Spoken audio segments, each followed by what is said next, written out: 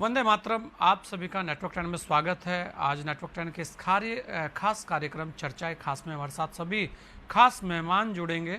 आज का हमारा विषय है कि जिस तरह से एलोपैथी, होम्योपैथी, आयुर्वेद इस पर लेकर आज एक बहस छिड़ी हुई है और वास्तव में इस तरीके की बहस आज कोरोना की इस महामारी के बीच में नहीं होनी चाहिए थी, क्योंकि हर कोई आज इस कोरोना जैसी महामारी से लड़ रहा है।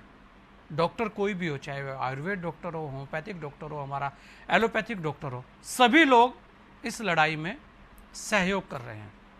ऐसे में तुलना क्यों? और इसी पर हमारे साथ सभी खास मेहमान जुड़ चुके हैं। हमारे साथ अमित वर्मा जी हैं, आयुर्वेदाचार्य हैं। हमारे साथ डॉक्टर दिनेश गोरा जी हैं, उपाध्यक्ष हैं RDA एम्स दिल्ली से। हमारे साथ डॉक्टर प्रांजल अग्रवाल हैं, जो IMA लखनऊ से हैं। हमारे साथ प्रोफेसर के शर्मा हैं, हरिद्वार से। और हमारे साथ विपिन जोशी जी हैं, जो योगाचार्य हैं, देहरादून से। मैं सबसे पहले प्रोफेसर साहब आपके पास आना चाहूँगा। के शर्मा जी, ये माजरा है क्या? आखिर कोरोना की इस लड़ाई को लड़ने के लिए जहाँ पूरा विश्व एक होकर लड़ रहा है, हमारे यहाँ यह बहस हो रही है कि सर्वश्रेष्ठ कौन? आखिर क्यों? क्या कहना चाहेंगे आप?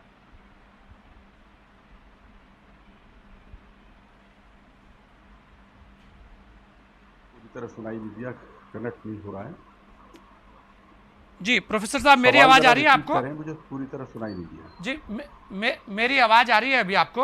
अब आ रही है, ठीक है जी। मैं ये कह रहा था कि जहां पूरा विश्व कोरोना से लड़ रहा है, अब बताएं प्लीज। जी, मैं कह रहा हूं कि जहां पूरा विश्व कोरोना से लड़ रहा है, वहीं हमारे यहां पर यह बहस चली हुई है कि सर्वश्रेष्ठ कौन सी पद्धति सबसे ऊंची, ये क्या है? आखिर क्यों? कैसे आप देखते हैं जी?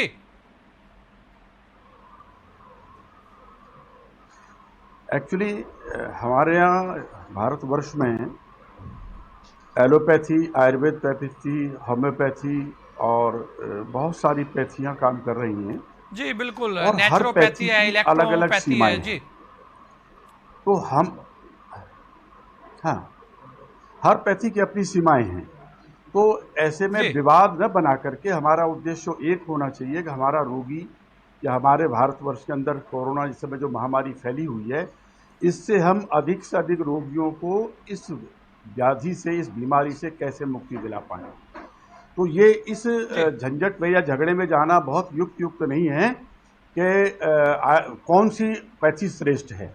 इसलिए मेरा ऐसा मानना है कि जिस पैथी से हमारा रोगी ठीक हो सकता है, हम उस पैथी के ऊपर फोकस करें। हमारा उद्देश्य केवल एक है, किसी भी तरह से रोगी ठीक होना चाहिए। समाज के अंदर से कोरोना महामारी जो है, ये व्याधि से मुक्त होना चाहिए रोगी। इसीलिए उत्कृष्ट पैथी वही है जो हमें रोग से मुक्ति दिलाए। चाहे हमें कई बार तो क्या होता है, सब पैथियों को एक साथ मिला के भी चलते हैं। कुछ एलोपैथी है, उसकी सीमाएं अलग हैं। एलोपैथी के अलावा आयुर्वेदिक पैथी है, उसकी सीमाएं अलग हैं।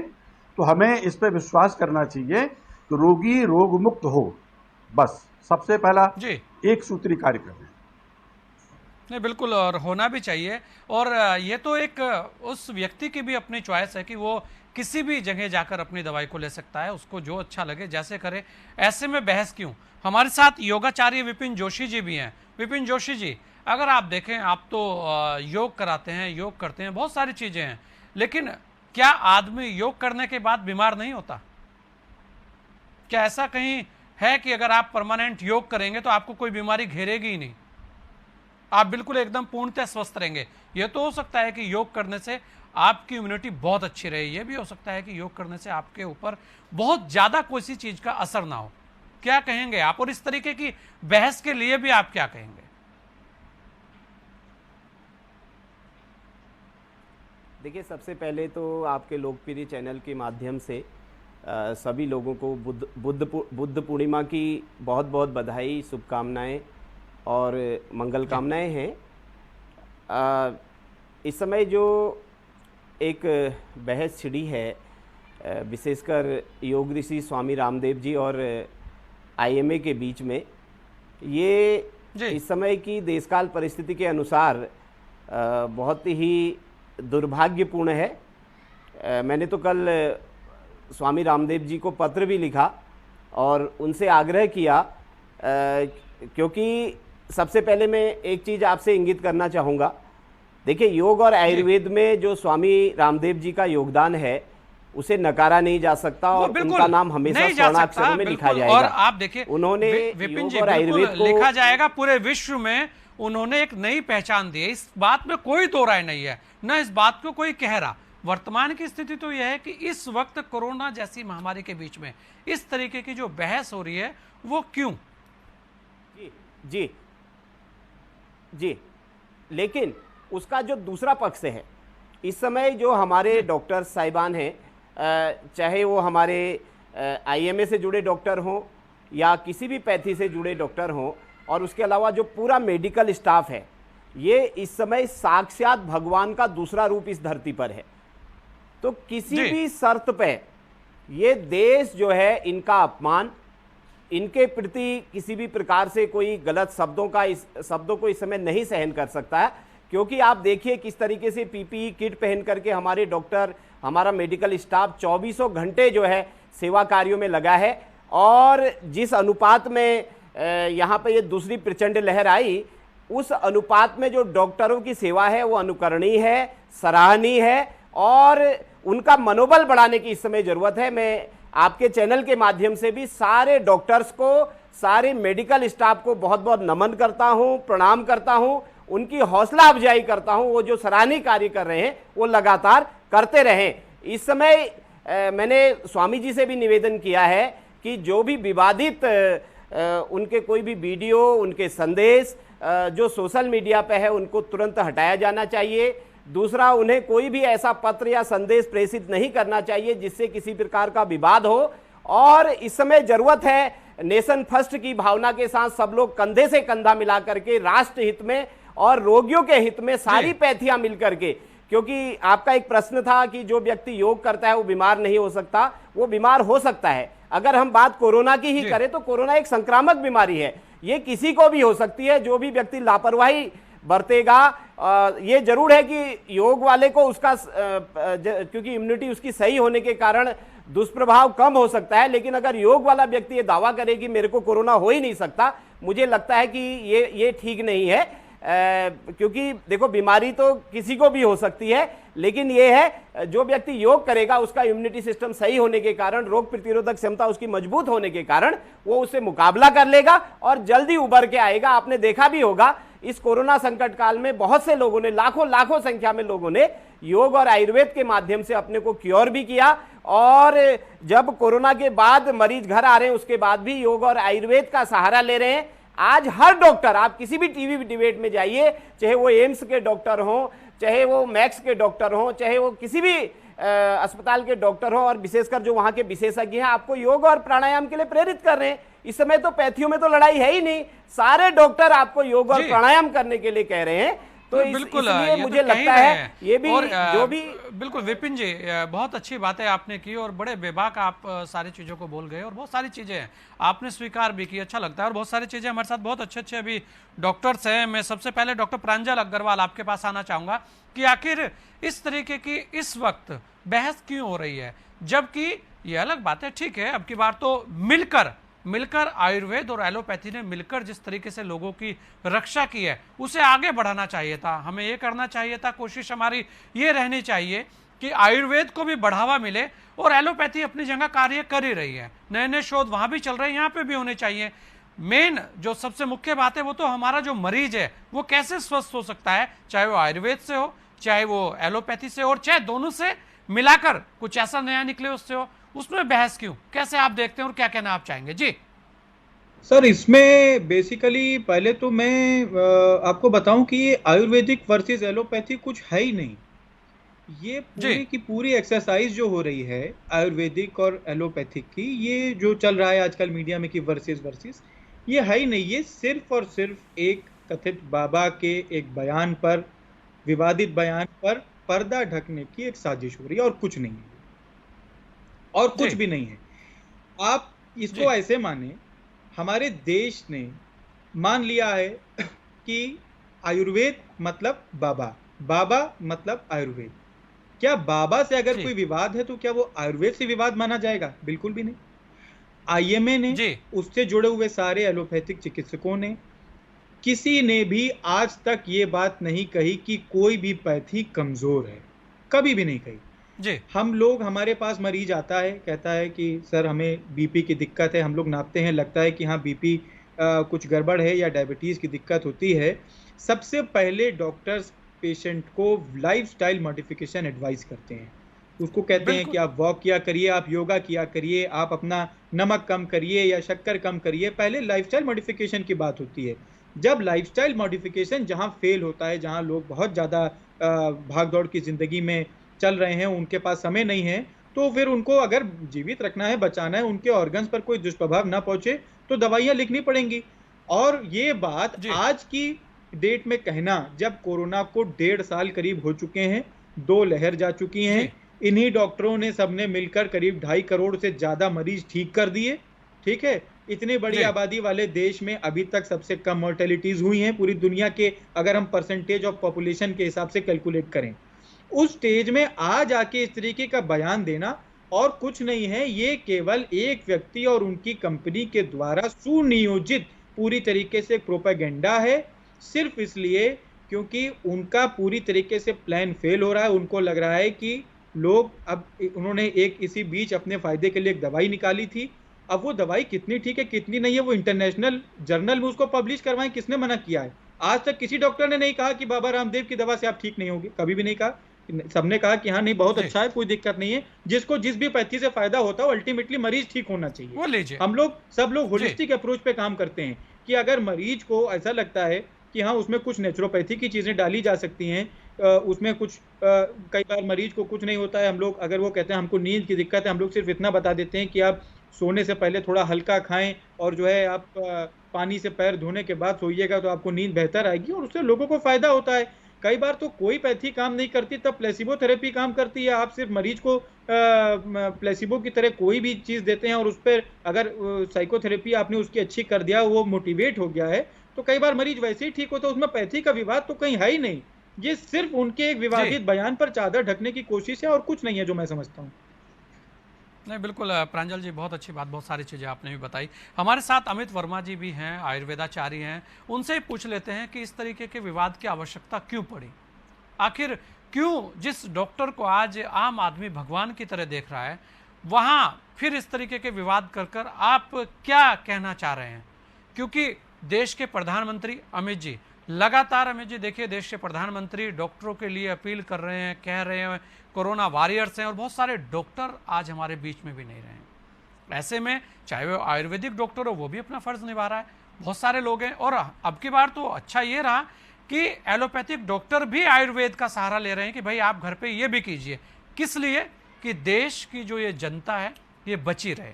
कहीं ना कहीं सबने मिलकर आज जो कार्य किया है और उससे हम वास्तव में एक कहेंगे कि आज कोरोना कम होता जा रहा है। तो ऐसे में इस तरीके की चीजें आनी कहीं ना कहीं बहुत सारे सवालिया निशान खड़े करती है। जी अमित जी। हाँ जी जी, हेलो, आप सुन पा रहे हैं? जी अमित जी, जी बोलिए। हेलो जी बोलिए अमित जी, आ रही है आवाज आपकी। जी संजय जी, बिल्कुल सही कहा है। ये एक ऐसा समय है, ये कोविड का ऐसा समय है कि जब हमें मिलके लड़ने की जरूरत है। ये ज्यादा जरूरी मायने नहीं रखता कि जो मरीज है वो एलोपैथी से ठीक हो रहा है या आयुर्वेद से ठीक हो रहा है। जो भी साइंस है, होम्योपैथी है, आयुर्वेदा है, नेचुरोपैथी है, योग चिकित्सा है, एलोपैथी है, अभी नहीं, मैं हमेशा के लिए एक बात बोलता हूं कि हम सब पैथीज को मिलके काम करना चाहिए। हर पैथी में हर पैथी के अपने फायदे हैं, हर पैथी के अपने लिमिटेशंस हैं। हमें जरूरत पड़ती है कि हमें ये भी समझना चाहिए कि एलोपैथी की आवश्यकता क्या है और कब हमें मरीज को बोलना चाहिए कि आपको एलोपैथी की आवश्यकता हो सकती है, आपको उसकी मदद लेनी चाहिए। लेकिन मैं काफी समय से ये देख रहा हूं कि होता क्या है कि जब भी आयुर्वेद में हम कुछ करने की कोशिश करते हैं, कोई ऐसा औषधीय योग आता है तो उसके ऊपर ये टिप्पणियां होने लगती हैं। और ऐसे ही मैं बहुत बार ये भी देखता हूं कि एलोपैथी सिस्टम के ऊपर भी टिप्पणियां होने लगती हैं। जैसे पहले भी आपने देखा एक बार सर्जरी को लेके विवाद छिड़ा था कि आयुर्वेद की सर्जरी क्यों अलाउ की गई है, क्या जरूरत है। तो हमें ये समझना बहुत जरूरी है यहाँ पर कि हमें मिलकर काम करना है। जैसे कि बहुत सारे कोरोना के जो मरीज हैं, हम जैसे अगर उनका रेशो देख रहे हैं, जैसे अभी सर बात कर रहे थे कि इंडिया में जो है वो क्रिटिकल इशू बहुत कम हुए हैं, डेथ रेट बहुत कम हुआ है। हमें ये भी देखना है कि कोरोना के जो मरीज हैं उनके अंदर एक चीज देखी जा रही है कि 85 to 90% ऐसे लोग हैं जिनको घर पर रहकर ही उनकी चिकित्सा की जाती है, जिनको हम बोल सकते हैं कि वो उस ग्रेड में आते हैं जिनकी चिकित्सा घर पे की जाती है। अब एक चिकित्सक को यह समझना जरूरी है कि कब उस रोगी को ये कहा जाए कि आपको क्रिटिकल केयर की आवश्यकता है और कब आपको क्रिटिकल केयर में जाना चाहिए। रही बात आयुर्वेद की, आयुर्वेद के अंदर मेरा खुद का अनुभव बता रहा हूं पिछले 1.5 साल का, कि आयुर्वेद के अंदर इसका संपूर्ण इलाज किया जा सकता है। यस, एक्सेप्शंस हैं, जैसे आप एलोपैथी का घर पे इलाज कर रहे हैं, होम आइसोलेशन कर रहे हैं, उस सिचुएशन में भी ऐसी समस्या आती है कि आपको पेशेंट को कब हॉस्पिटल के लिए रेफर करना है, कब उसको ऑक्सीजन चाहिए, कब उसको क्रिटिकल केयर चाहिए। तो ये जो कदम है, ये जो कदम है, ये आयुर्वेद ट्रीटमेंट को, आयुर्वेद चिकित्सा को करते हुए भी लिए जा सकते हैं कि अगर हमने अपने ग्रंथ को उठा के देखें, अपने लिटरेचर को उठा के देखें, वहां भी ये चीजें बोली गई हैं कि कब पेशेंट को सर्जरी के लिए रेफर करना है, कब पेशेंट को आप्यायिक चिकित्सा के लिए रेफर करना है।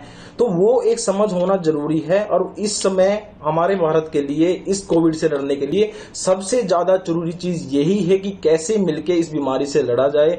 आयुर्वेद हो, एलोपैथी हो, होम्योपैथी हो, नेचुरोपैथी हो, योग चिकित्सा हो, इसकी चिकित्सा का हमें प्रयास करना चाहिए। हम सबको मिलकर चलना चाहिए।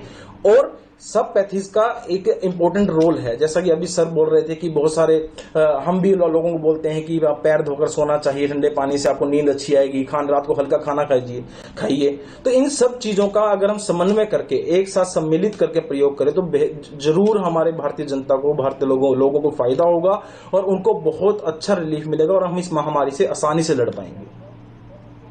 बिल्कुल, आप तो बहुत सारी चीज़ें देखते आ रहे हैं अमित जी, लेकिन जिस तरीके के विवाद चल रहे हैं वास्तव में इस वक्त सही नहीं है। बाद में बहुत समय था, अभी 2-3 साल बाद और बहस हो सकती थी, पूरा का पूरा सेमिनार कर सकते हैं। हमारे साथ डॉक्टर दिनेश गौरा जी भी हैं, उपाध्यक्ष हैं RDA एम्स दिल्ली के। दिनेश जी, अगर हम देखें जिस तरह से प्रांजल ने भी बताया, बहुत सारी चीज़ें सामने भी आई हैं, क्योंकि एम्स अपने आप में बहुत बड़ा संस्थान है और ऐसा नहीं है, वहाँ पे आयुर्वेद के डॉक्टर्स भी हैं सभी तरीके के, और अब तो हर बड़े हॉस्पिटल्स में आयुर्वेद के भी डॉक्टर्स रह रहे हैं। ऐसे में ये इस तरीके की नई जो बहस आई है, कहीं ना कहीं ये जो एक मनोबल है वो टूटता है। क्या देखते हैं आप इसे, कैसे कहेंगे, क्या कहना चाहेंगे जी? हाँ, गुड इवनिंग सर। एक्चुअली ये बहस आयुर्वेद और एलोपैथी जो मॉडर्न मेडिसिन है उसके कभी है ही नहीं। 3 डिफरेंट एंटिटीज हैं, एलोपैथी, आयुर्वेदा और बाबा जी।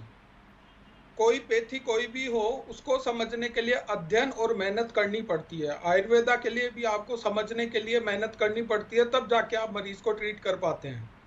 तो आयुर्वेद भी अपनी लिमिटेशंस को जानते हुए, अपनी क्षमताओं को प्रयोग करते हुए मरीजों का उपचार कर रहा है। और इसमें कोई दो राय नहीं कि एलोपैथी के डॉक्टर्स भी कुछ आयुर्वेद की दवाइयाँ एड ऑन कर रहे हैं, आयुर्वेद वाले एलोपैथी की दवाइयाँ एड ऑन कर रहे हैं। तो ये तो कभी लड़ाई है ही नहीं। हम तो बचपन से चोट लगने पर माँ का हल्दी का दूध पीते आ रहे हैं, किसको पता नहीं कि उसमें इम्यूनिटी बूस्टर नहीं है। वो बात है कहाँ से शुरू होती है? शुरू होती है जब बाबा जी योगा करते हुए उल्टे लेट के बोलते हैं कि डॉक्टर बनना है, टर टर टर टर। अरे देखो, 1200 लोग वैक्सीन लगाने के बाद मर गए, जो खुद को नहीं बचा पा रहे वो तुम्हें क्या खाक बचाएंगे? तो मैं ये कहना चाह रहा हूं, क्या डॉक्टर अमर है? नहीं है। तो वो लोग, ये वैसा ही है जैसे आर्मी पर्सन को युद्ध में शहीद हुए को आप बोलो कि गोला बारूद तो हमने दिया था हमारे पैसों से, तुम साला मर क्यों गए? तो ये वैसा ही है बाबा जी का बयान।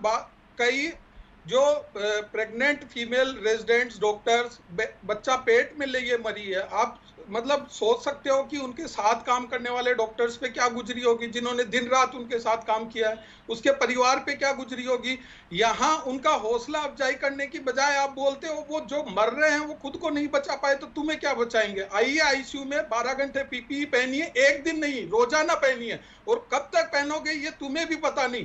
तब समझ में आएगा, तब दिमाग का टेम्परेचर कम होगा और आप समझोगे कि क्या है।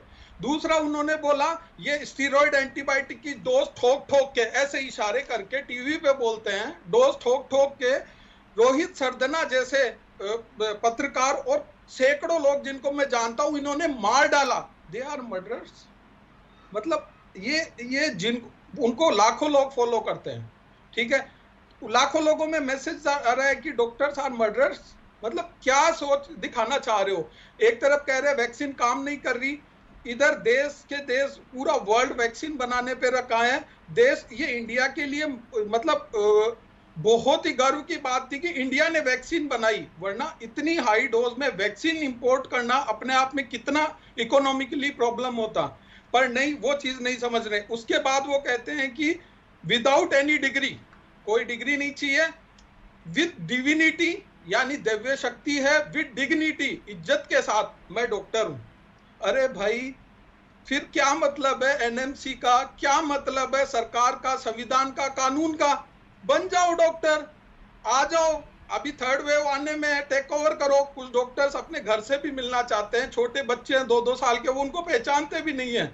तो ऐसे में हौसला अफजाई की जहां जरूरत है, हमें दुख ये है कि हमें हमारे सीधा सा फंडा है जो हमारी हिपोक्रेटिक ओथ में सिखाया जाता है, जान मरने तक तुम लड़ते रहो, स्वाभिमान जाने तक हम नहीं लड़ सकते सर। जान जाने तक भला ही लड़ सकेंगे, पर आत्म स्वाभिमान जाने तक हम लड़ पाएंगे ये हम नहीं कह सकते। तो विवाद उन शब्दों का है, विवाद उस जहर का है।